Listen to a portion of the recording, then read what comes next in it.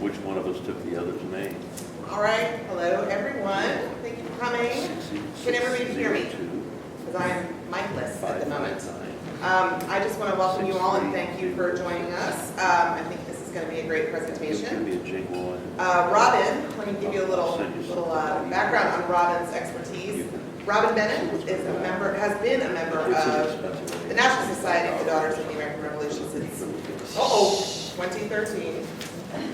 She holds local membership in the Boone County chapter, and she served as the chapter registrar for 8 years. She also was the chapter vice regent, chapter regent, and state and district director. She is currently the chapter's historic preservation chair, that's appropriate, and serves as the state registrar for the Kentucky Society of the Daughters of the American Revolution. She was honored to be the recipient of the 2021 KSDAR Outstanding Volunteer Genealogist Award. I can attest to the fact that she's a very good genealogist. And most recently, received the National Society DAR Lineage Research Committee's Outstanding Service as State Registrar Award. So good for you. She is currently the secretary for the Boone County Archives Commission, the chair of the Boone County Archives 250 Committee, and she works with us here at Boone County Public Library as a local history associate. She did a great job. And I want to encourage you all to stay for some announcements after Robin's presentation, and please sign in if you haven't on your way out or after she's finished, and I give you a minute.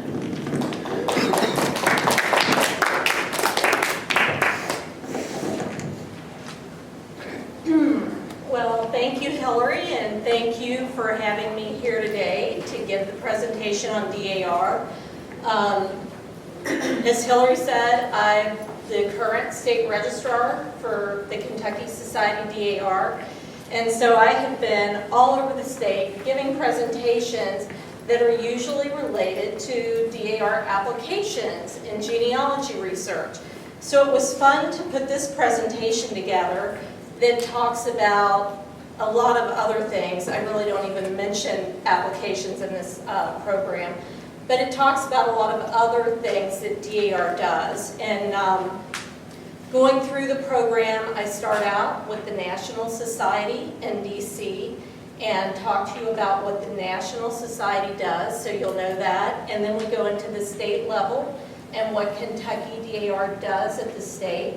And then I talk to you about the Boone County chapter, and we meet here at the library the second Saturday of every month, and I tell you a little bit about what we do. And what I've got in the presentation is just a small amount of what DAR does. I could go on and on, so you're just seeing a very small picture. I wanted to start out with the history of DAR and the founding. A lot of you may know this, but SAR was actually an organization before DAR. SAR was founded April 30th, 1889 in New York City. Some of the SAR societies did allow women at that time. Some did not. It became controversial, and so in 1890 it was put to a vote. And the SAR decided to exclude women from their membership. It brought national attention. And a lady named Mary Lockwood, she wrote an editorial that was published in the Washington Post, and she said, "Were there no mothers of the Revolution?" And William McDowell, who was the vice president of SAR, he disagreed with the vote. This man was very interesting. I really didn't know who he was before working on this, but he started a lot of organizations around this time period. It was these types of organizations became very popular after the 100-year anniversary of our country, and they started popping up, and he started so many. So he wrote an editorial to the Washington Post also, and there were 6 replies, including one from Mary DeShay, you're going to hear more about, and she said, "I am good for any amount of work." And so there is Mary DeShay. I'm going to talk to you about the 4 founders of DAR. She was actually from Lexington, Kentucky. Born March 8, 1850, she was a public school teacher in Lexington. She also taught in Sitka, Alaska, and she thought the living conditions there were horrible. So she wrote a protest to the government in DC, and the federal investigation was launched. You're going to see these 4 founders of DAR. They were all ladies who were very active in public service. She continued in civil service until her death, working even as an assistant director of the DAR Hospital Corps during the Spanish-American War. She was the granddaughter of Kentucky Governor Joseph Deshea, and she died January 29, 1911, and she was honored at the first ever memorial service at DAR Continental Hall. Have any, I know Peggy has, have any of you been to DC and visited DAR's headquarters, Mary? Okay. It's a beautiful place to visit, and it's just down the street from the White House. So they've got incredible real estate there in DC.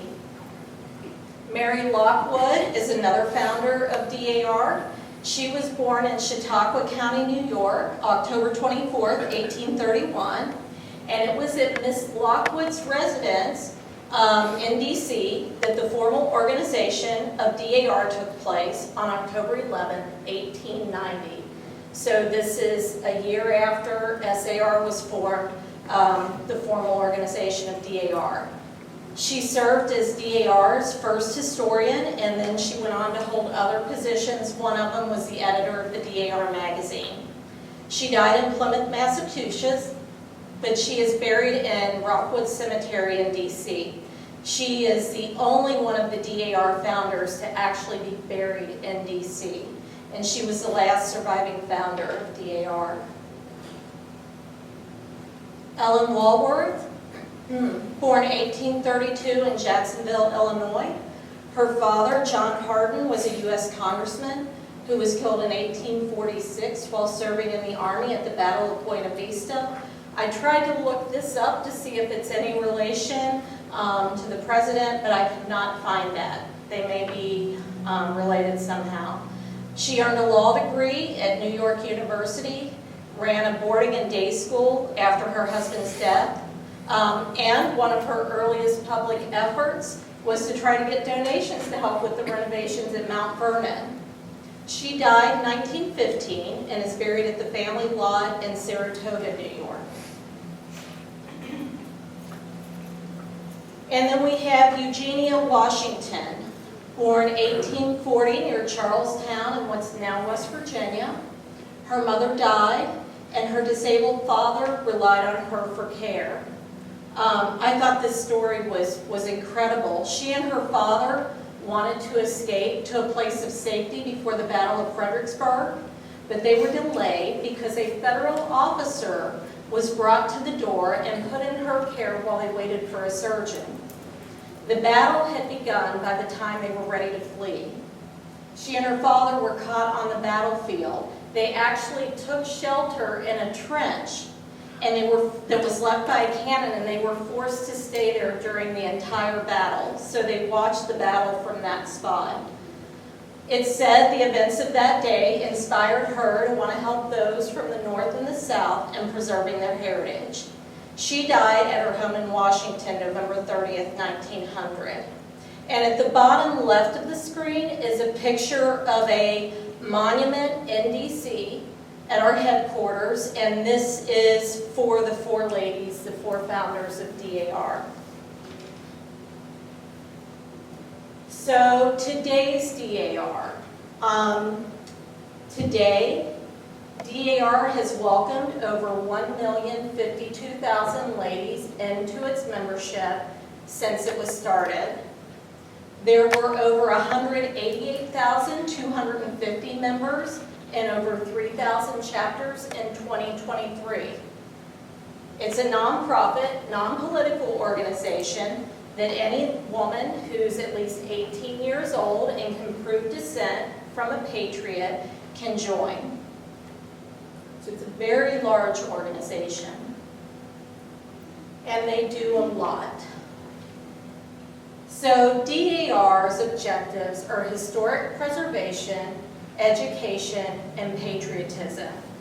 And you're going to see throughout these slides, there's many ways that they work on those objectives. So they restore and maintain historical sites from DC to all over the country to even other parts of the world. Locate, restore, and mark Revolutionary War patriot grave sites and headstones. They contribute to major restoration, commemorations, and memorials, and I'll have some examples of those. They place monuments around the world to memorialize people and events throughout American history. And also by preserving genealogical records. So it doesn't just have to be a monument to preserve history. Preserving our paper records is also very important. And not only does DAR preserve these records, but they make them available to the public. In the past year, the Historian General's Office, which is located in DC, answered over 400 research inquiries. They accessioned over 20 new collection items. They approved 34 commemorative markers. They approved 174 Revolutionary War markers. They approved 55 America 250 Patriot markers and 9 Revolutionary America markers. If you want permission to place one of these markers, you have to send an application to the Historian General's Office in Washington, D.C. So I have been working on a grave marking that's going to be November 2nd at San Fran Baptist for Chichester Matthews. And to get permission to place a marker for him, I actually had to dig up everything I could to prove that he served. And so I take all that information and I send it into the Historian General's Office, and then they approve our chapter to place a marker. Have any of you heard of the Madonna of the Trail monuments? You have. So a lot of the DAR ladies, this is a big deal. There's presentations on the Madonna of the Trail, and you probably can barely see the map at the bottom. But people go on trips just to see all the Madonna of the Trail monuments. There are 12 monuments dedicated to the spirit of pioneer women in the United States. These monuments were all commissioned by the Daughters of the American Revolution.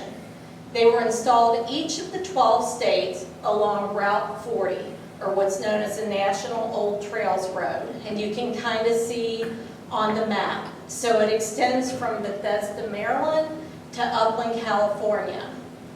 And here's one of the Madonna of the Trails on the right.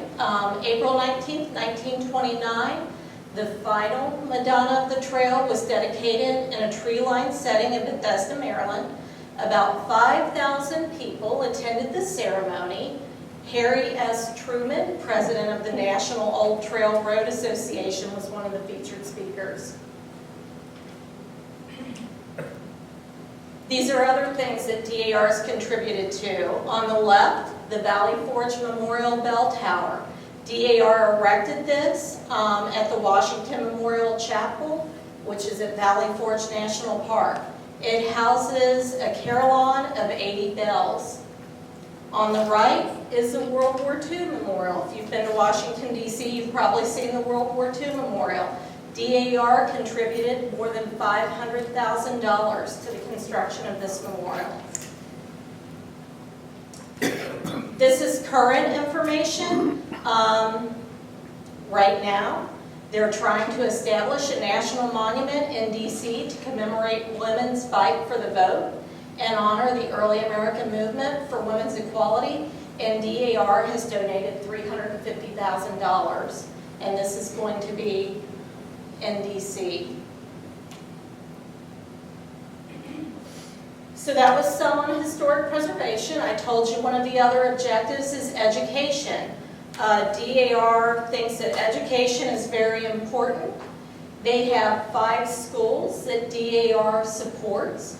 The Kate Duncan Smith School in Alabama, the Crossnor School in North Carolina, Hillside School in Marlborough, Massachusetts, Hyman Settlement School, which is in Hyman, Kentucky, and the Berry College at Mount Berry, Georgia. They also provide scholarships and funds to 2 American Indian schools, and that's a Jamawa Indian School in Oregon and Bacon College in Oklahoma.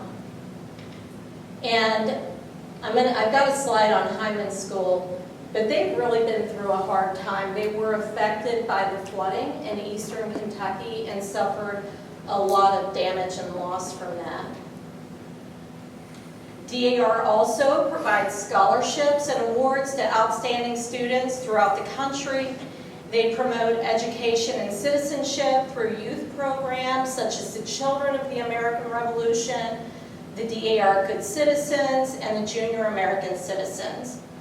They sponsor American History Essay Contests for youth in grades 5 through 8. They also offer summer camps through the DAR Museum in Washington, D.C. Constitution Week is going on right now. And every year for the past, several years at least, and the DAR has, the local chapter has set up a display at the library. Also this year, we were presented a proclamation from the city of Florence. So the celebration of Constitution Week was actually started by the Daughters of the American Revolution. In 1955, DAR petitioned Congress to set aside September 17th through the 23rd annually to be dedicated for the observance of Constitution Week. The resolution was later adopted by the U.S. Congress and signed into public law on August 2nd, 1956 by President Eisenhower. Another one of the objectives is patriotism. And DAR ladies love to show patriotism.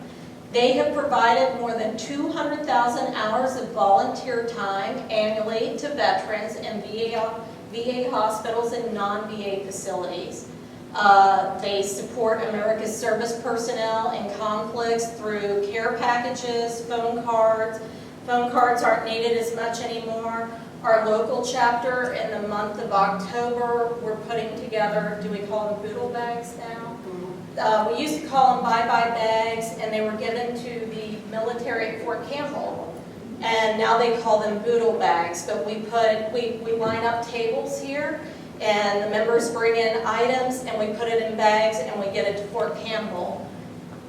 Sponsoring special programs, promoting the Constitution, participating in naturalization ceremonies.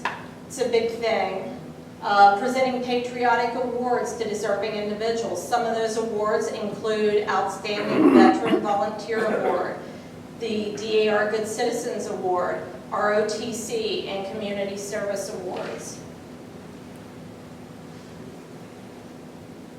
DAR and the Red Cross. So if you ever get a chance to go to DC and see DAR's headquarters, right next door is the Red Cross. They sit next to each other. And they have partnered and worked together a lot throughout history. A partner of DAR during World War I was its neighbor, the Red Cross. American Red Cross founder and the first president of the American Red Cross, Clara Barton, was a charter member of the DAR in 1891.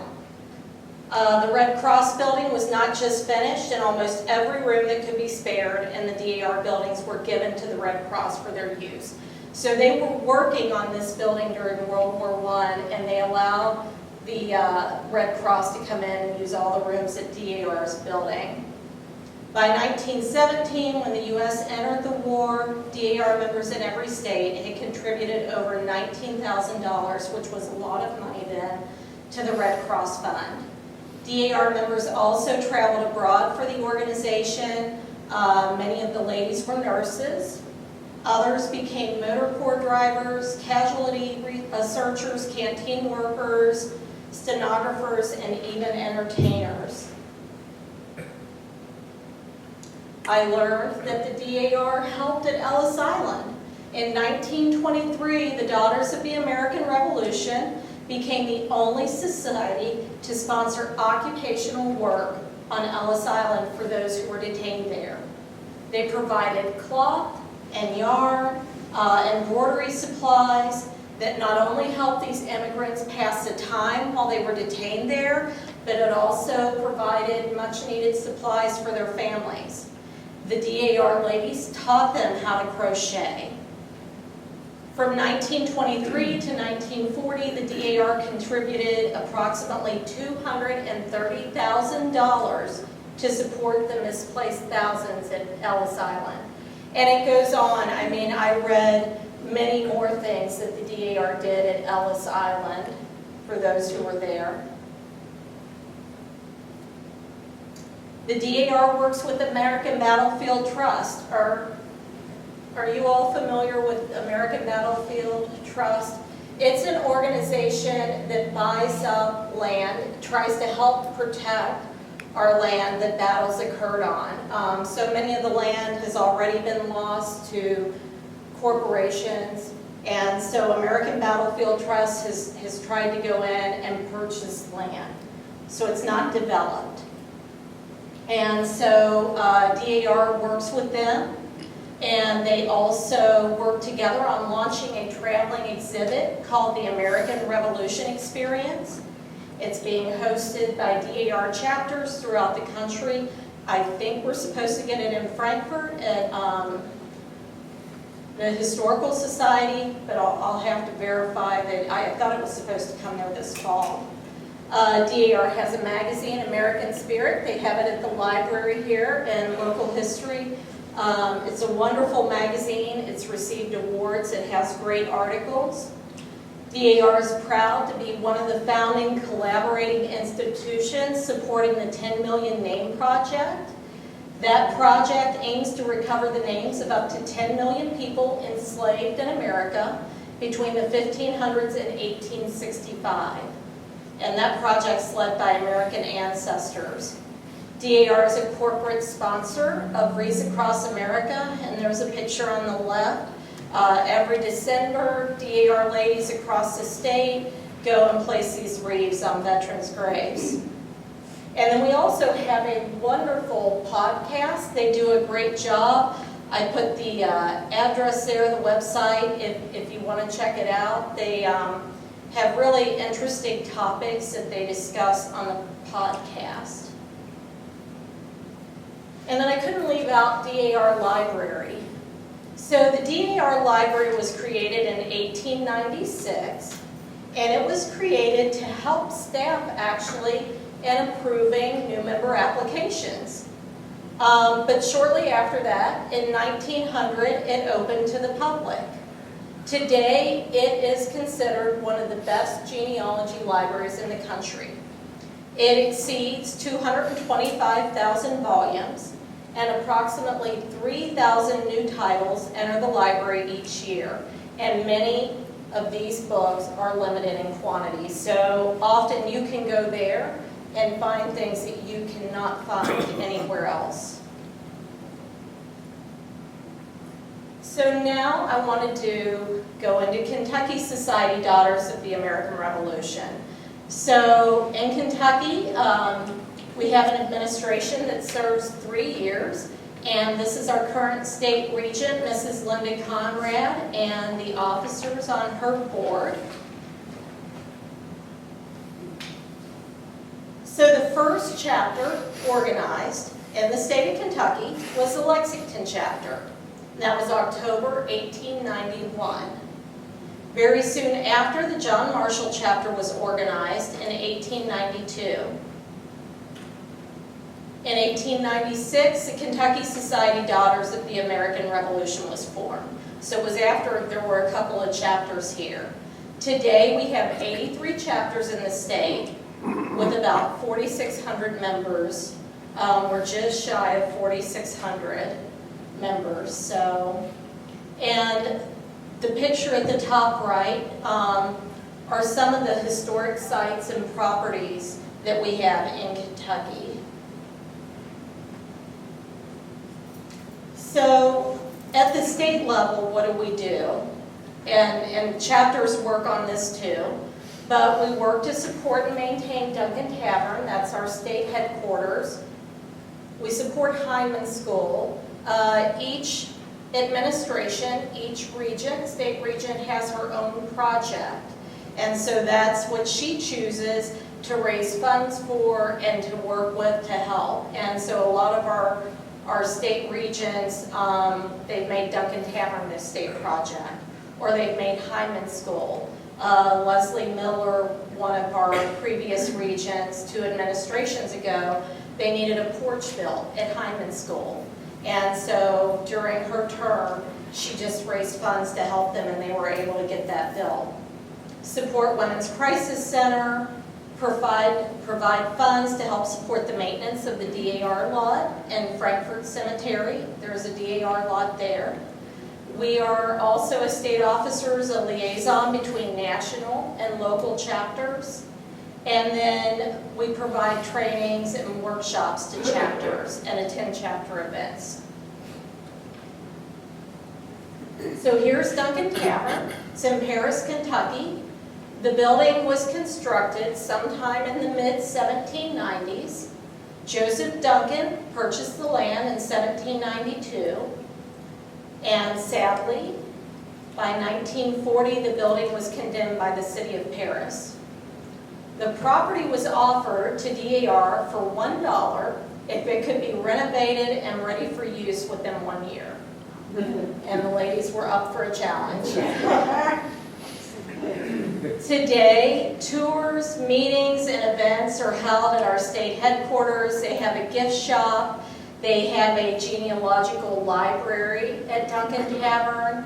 The public can go tour Duncan Tavern or go visit. We work hard to keep it maintained, and we have events there yearly, so it is used, and the daughters love their state headquarters.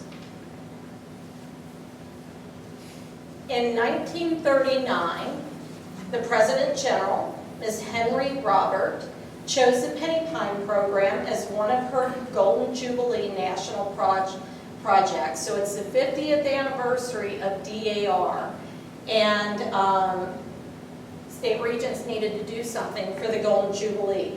Each state was to have a memorial forest beginning in 1939 and culminating in 1941. The Kentucky DAR Memorial Forest is 70 acres located 5.5 miles from Moorhead in Rowan County in the Cumberland National Forest. The forest was dedicated October 11, 1940 by our state regent at that time, Ms. Frederick Wallace, with the placement of this bronze marker. 3,700 trees, shrubs, perennials, and bulbs were planted. In 2010, the forest became part of the DAR-Boone National Forest, and it's managed by the United States Forest Service. 2019, a group of us, state leaders, we were able to go down and volunteer in Louisville at the National Veterans Wheelchair Games. It was a very fun and rewarding experience. This is a picture on the right of Captain John Willard chapter putting goodie bags together for veterans on the Tri-State Honor Flight. And our current state regent, Mrs. Linda Conrad, she chose for her project to place Lafayette markers throughout the state. So the Lafayette Trail Project plans to place 175 markers across 25 states that Lafayette visited in the 13 months he was here during 1824 and 1825. A marker to commemorate the bicentennial of Lafayette's stop in Shelbyville in May of 1825 was placed at the Shelbyville Historical Society. That was September 23rd, 2023. The marker was sponsored by the Kentucky Society Daughters of the American Revolution. So our current state regent has been raising funds to purchase these markers that we're placing throughout the state.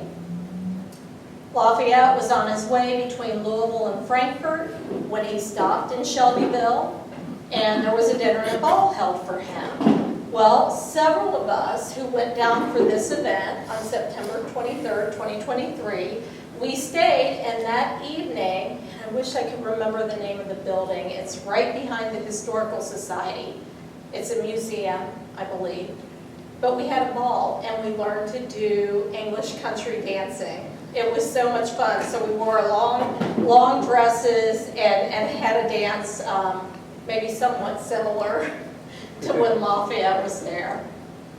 Another marker that's sponsored by the KSDAR will be unveiled on October 6, 2024. So just in a couple of weeks in Smithfield, Kentucky. And there's one in Versailles at the end of October, 26th of October. Yes, that one's definitely closer. And we want to put a couple of more in the state. There are some other places. We're trying to get one in Louisville. It's been a little hard working with the city of Louisville to get that marker approved, but we're hoping to put one there and maybe another one in Lexington. There are some Lafayette markers that have already been dedicated. They just haven't been funded by DAR. But there's one in Maysville and some others. So this is a little bit about Hyman School. There's a picture at the bottom of Hyman School, the back, well, I don't know if they consider it the front or the back side. Hyman School was the first rural social settlement school established in America and is currently considered the most successful. It's been a DAR-approved school since 1921, and Hyman is really known for its support of children with dyslexia. And they lost a lot and went through a lot of damage from the flooding that occurred in eastern Kentucky. And so the DAR ladies immediately started gathering up supplies. Our chapter collected supplies. We sent carloads down. The ladies went down there, they camped out. And so one of the first things, the first phases after the flooding occurred, was to get supplies down there and distribute them to members of the community. And so they set up, they had a place. Fortunately, Hyman does set up higher than a lot of the other places there.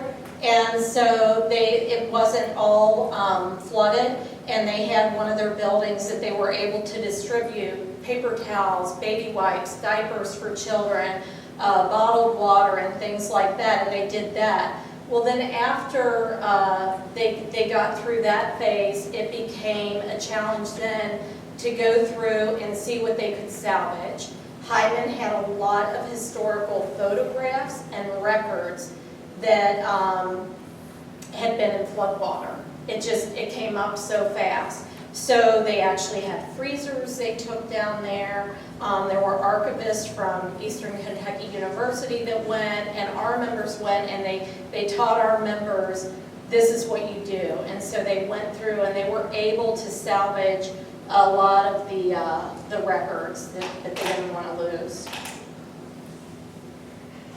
And now to Boone County DAR at our local chapter. And I have to thank Miss Jenny Cole for letting me come to her house last week and go through photographs and old memos and meeting minutes so that I could put some of the history of our chapter together. So the first meeting of the Boone County chapter was held at the home of Miss Roy Nestor on March 28, 1952. There were several special guests in attendance, one including Mrs. Watson Tranter, who was the organizing regent of the Captain John Willard chapter in Grant County. And I wanted to say, to start a new chapter is not an easy thing. It takes time. It often takes a year to get a new chapter started.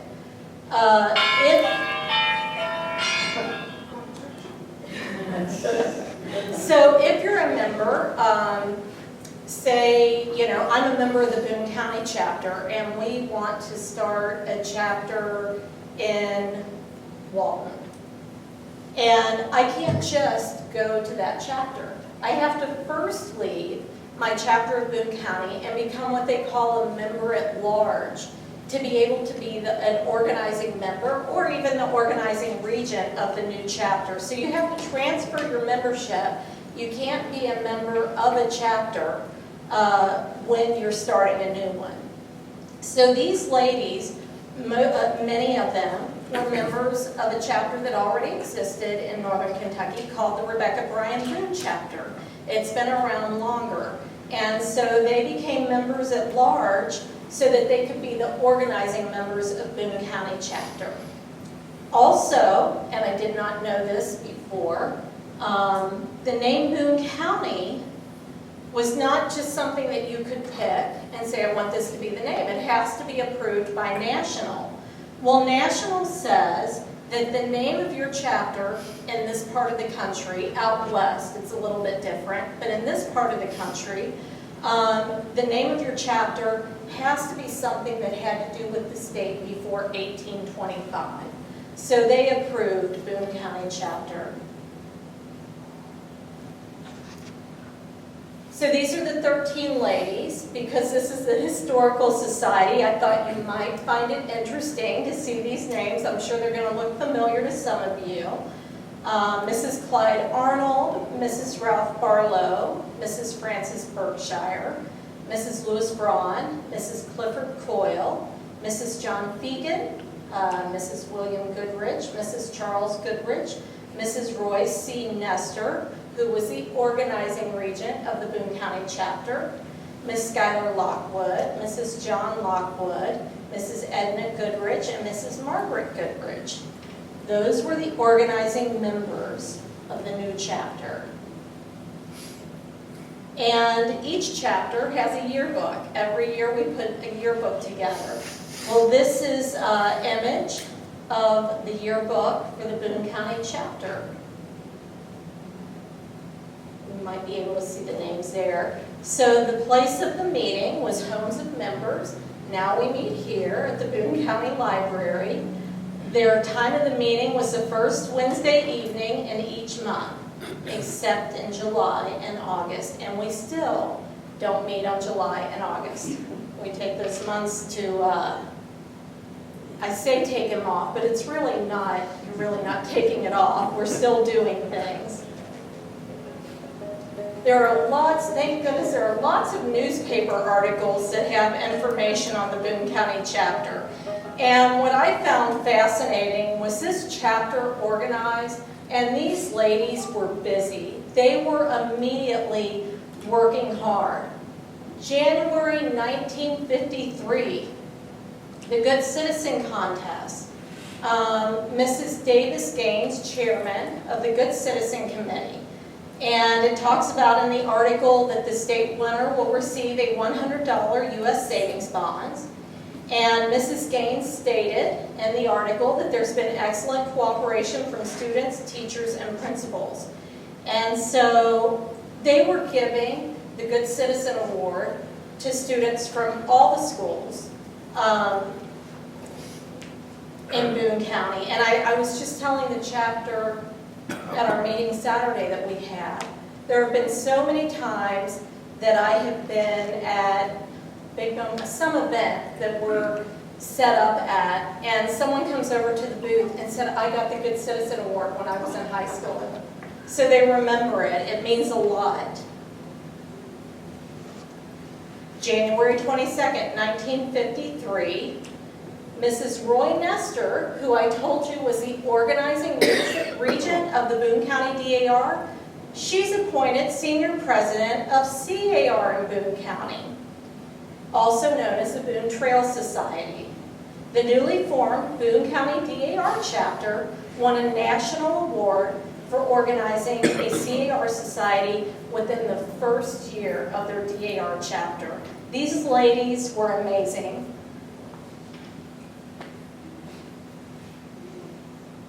January 22nd, 1953, the DAR requested the governor of Kentucky to set aside 1 month of the year for American history.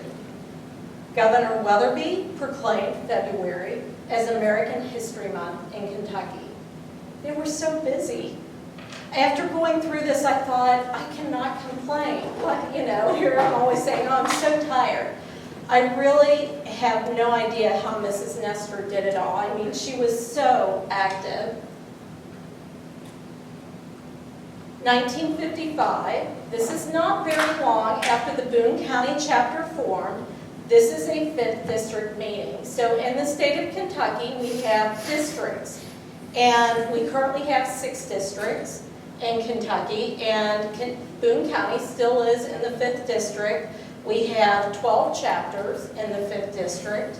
I'm not sure how many there were in 1955, but the Boone County chapter hosted this 5th district meeting. And at the top, in the center, behind the podium, is the regent of the Boone County chapter, Mrs. Nestor. And Jenny, did you tell me the gentleman, is that Ashlyn? Alice Crawford Oh, okay. from, Okay. Behringer Crawford. Yes, okay, that's what you told me. So, yeah. Was he in SAR, or do you know? He was speaking. I He think. was just speaking. Okay. I thought this picture was wonderful. It has SAR, DAR, CAR. So this is, I'm not sure what this picture is, but another thing that I read about was they had an annual June luncheon. It was known as the Daniel Boone Memorial Luncheon, and I think our chapter should bring it back. Well, we always have something to do. Yeah, We should call it that. That's what we should call it. Because that's what we do anyway. Was this taken at your home? That's the one at the Swan. That's the one that you told me at Swan. See, you can see the Swan building behind that. You guys, I don't know if anybody here would have remembered that, but then out where the parking lot is, then they had a screened-in building for warm weather functions. Oh, So did you say there was a restaurant there? Was there? Yes. Okay, it was a restaurant. So I mean, Swan Florist is still there, and it seems like I remember there being a restaurant when I was a child. Vaguely, yeah, I think so too. Uh-huh. Yeah. So this was really special to me because when I started working at the library in the local history, I'd go through, the catalog or see things, and these pictures are in the library catalog. And being a DAR member, I just thought, oh, look at those ladies. There's a grave marking. And of course, I researched Israel Gilpin and his story. My daughter lives in Delaware, and I've been to the Gilpin family home because it's right outside of Wilmington, Delaware. The Battle of Brandywine was fought there. And Israel Gilpin came to Boone County. He's buried at Old Burlington Cemetery. And I saw that in 1964, the chapter had a marker dedication for Israel Gilpin. And I think the gentleman in the back of this picture is William Fitzgerald. Do you know if that, is that him?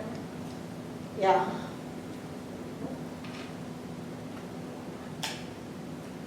Here's Big Bone Park.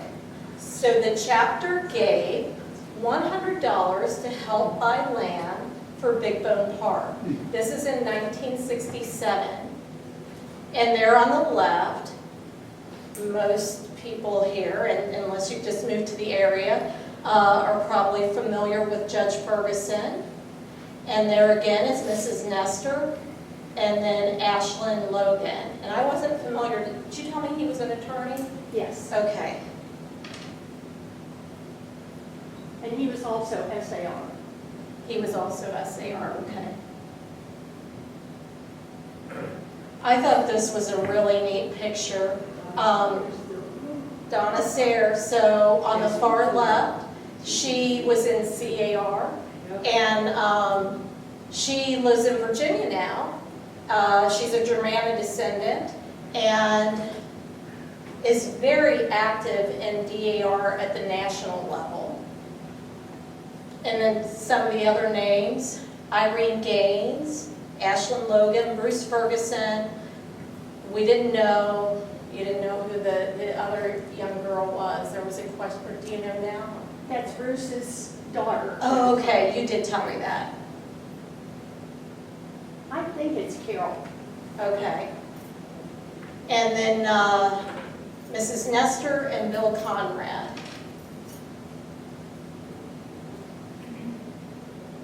Here's another picture at Big Bone Park.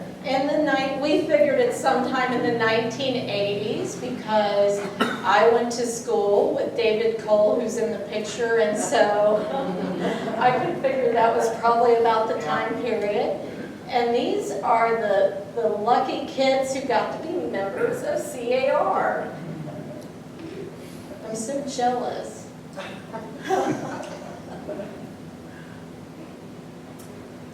And this was just really special. So after putting all this together and being in DAR and Mrs. Cole, this is when her mother, who just I feel connected to now, had done so many wonderful things. Jenny got to nominate her to be our state regent. I don't think our chapter has had, I think she is the only state regent to come out of our chapter. So she started as a member of Rebecca Bryan Boone chapter, and this is, again, just a small list of things that she did.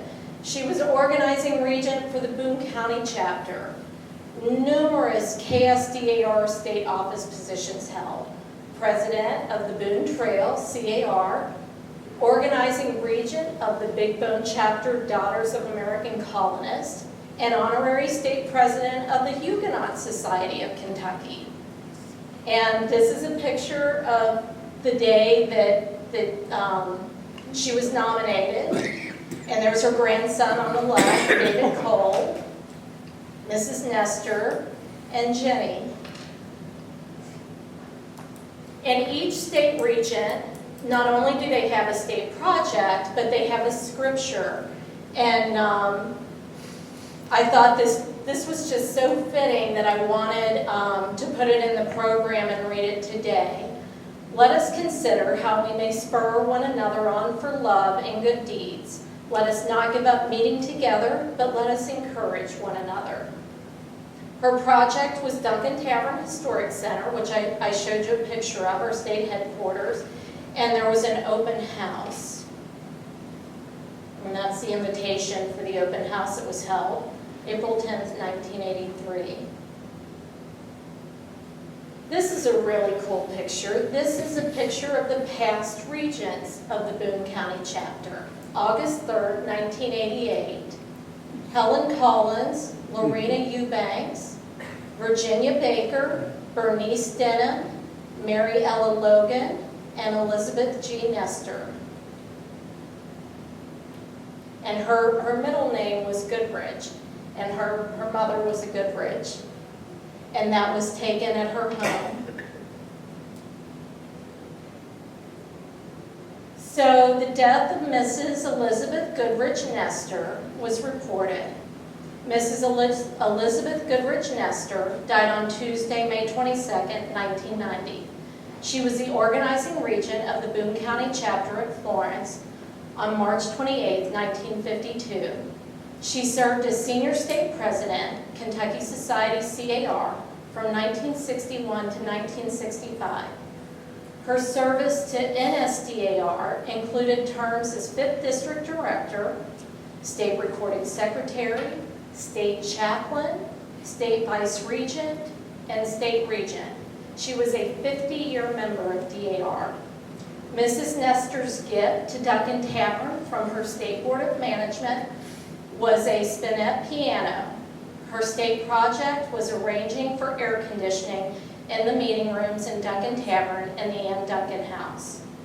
The newest CAR Society, the Happy Hunting Ground, was organized and sponsored by the Captain John Lillard chapter. The John Gill chapter at Owington was organized in February 1983. She is survived by a daughter, Mrs. Virginia Cole of Union, Kentucky. A replica of a gown worn by Miss Mary DeShay. I told you Miss Mary DeShay was one of our founding members, the one from Lexington, Kentucky, one of the 4 founders, was selected by Ms. Nestor, and her state board placed it in the NSDAR collection at Washington. And the next time I go back to our state headquarters in Washington, I have to look for that gown. We have period rooms at the state headquarters in Washington, and the Kentucky Society has a period room. And we recently bought a very nice photograph for our room. I don't think the gown was in the room. Okay. So what is our chapter doing today? So I just wanted to show you just, again, a small snippet of the things that our chapter is working on today. 2018, we dedicated a flag and a flagpole rabbit hash. We participate in the Memorial Day Parade, the City of Florence Memorial Day Parade. That's Memorial Day 2015. We went to Hopeful Lutheran Cemetery and we placed flags on veterans' graves, and we do that each year.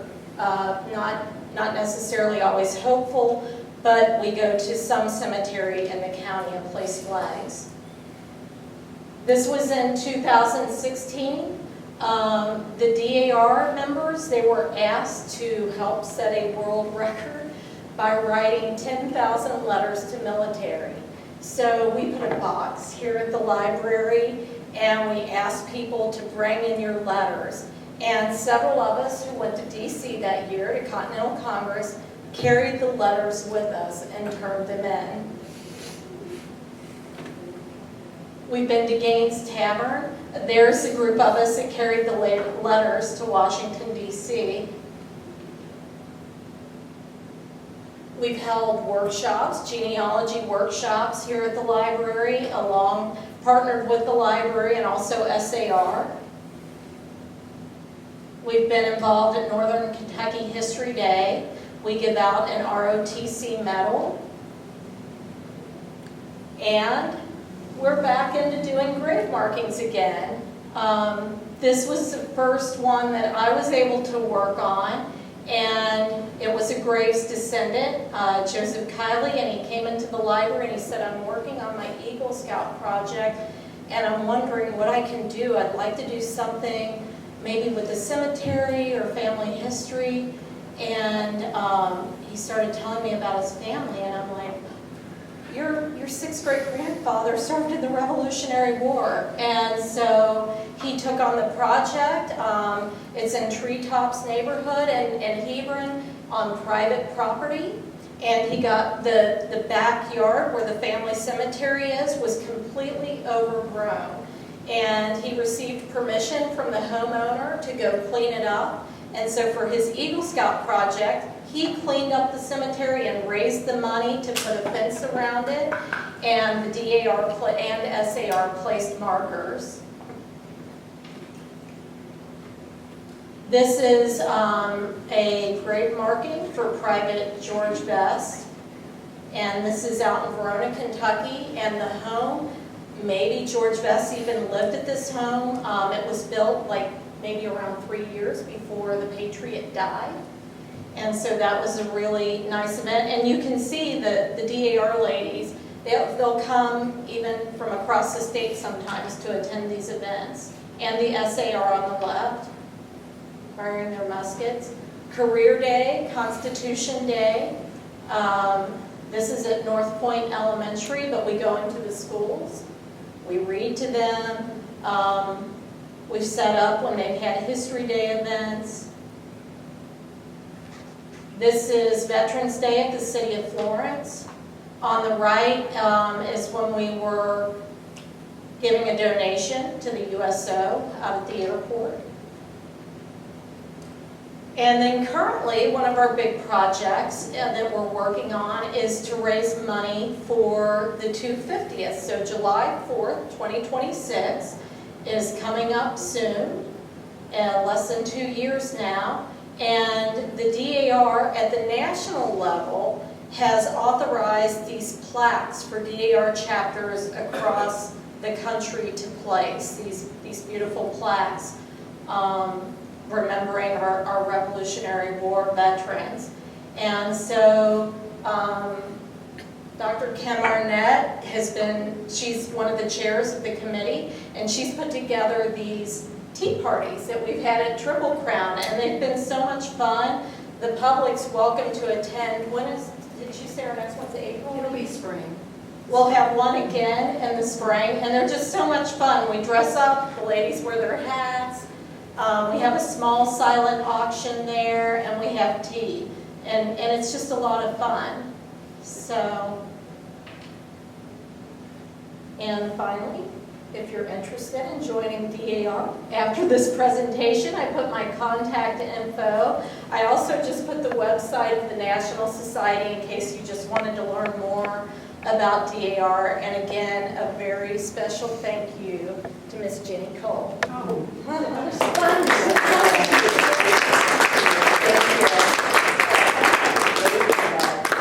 Director of the American Revolutionary, Traveling Revolutionary War. You have the date for it? Yes, the 5th to the 22nd of November. Okay, so November 5th through the 22nd, that traveling exhibit that I told you DAR was working with American Battlefield Trust, that is going to be at the Kentucky Historical Society. Thank you, Peggy. Right, that's what I was.